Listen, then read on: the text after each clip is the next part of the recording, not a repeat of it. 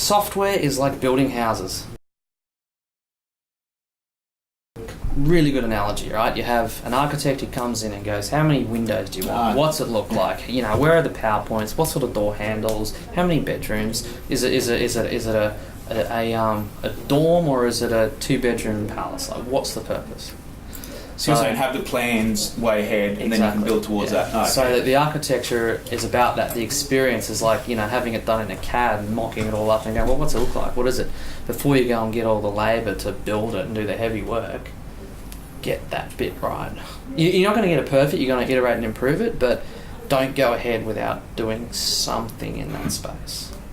As in what the end product wants to look like and do. Yeah, and that's where the user experience design has had a lot more attention lately. But even then, you do user experience design, you still should give some thought to your software architecture. If you think Agile, you have your stories. The user does this, the user does that, the user does that. So without having that picture sorted out and how people use the applications put into sort of requirements or something, you might put into, say, Jira or an Atlassian, you know, that's what we used, into a testing system, a testable system. It's very hard to do any testing. So you need to have a testing method, a testing strategy, who does what, and you can put a lot of time into getting that right. Should I become a polyglot or specialise in one language? I'm a polyglot. What languages? Well, probably about 400, right? So I say I'm a polyglot. I can code. I can write Java. I can write C#, HTML5, CSS. But I'm not really strong in any one of those. As a polyglot, I can talk to the customer. I find out the requirements. I can run the team. I can do all that stuff. When you say specialise, I don't know. I think any good developer, if they're going to be a good developer, they can work with any language. It's kind of, it's syntax and patterns change. You tend to have the same design patterns in software. So I think you know, you want to, if you're going to be a specialised thing, you know, say you're a developer or you're a back-end developer or a front-end developer, right? I'm not. If you're just, I don't know, a Haskell developer, there's not that many Haskell jobs out there, right? So probably best to diversify your language skills. So yeah, I'd say so. Do a bit of everything. Yeah, I mean, I think everyone should. I don't see why, you know, everyone couldn't be a full stack developer, and I think it only is going to make you a better developer if you might not do UI all the time, but you know what happens. So when you're making your back end services, you go, well, this is going to make his or her job better and easier because I'm writing my services to be easy to consume because I know how I would consume as a UI developer. Yeah.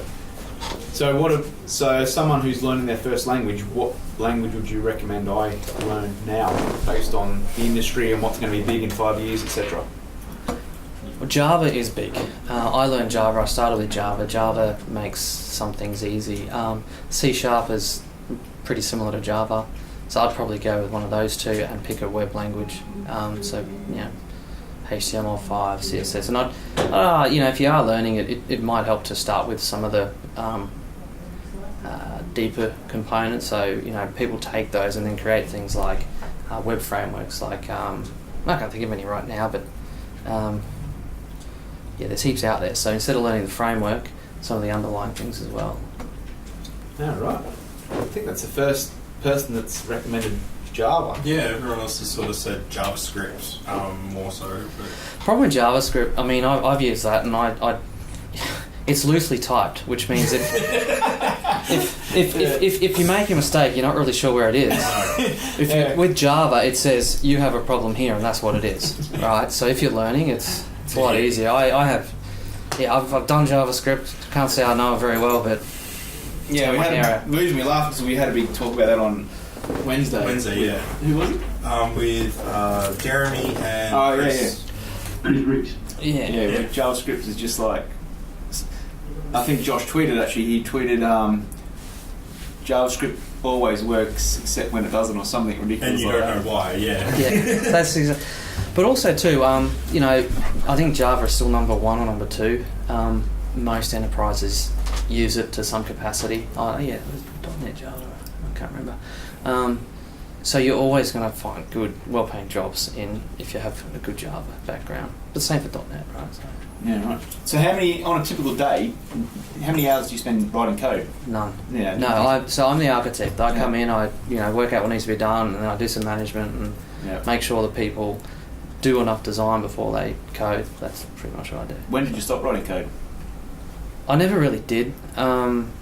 So I did it at uni, and I was pretty good at it. But I never did it after uni until I think it was 8 years out of uni. I wrote some code, and I worked the first time. I was really Oh wow, that's very rare.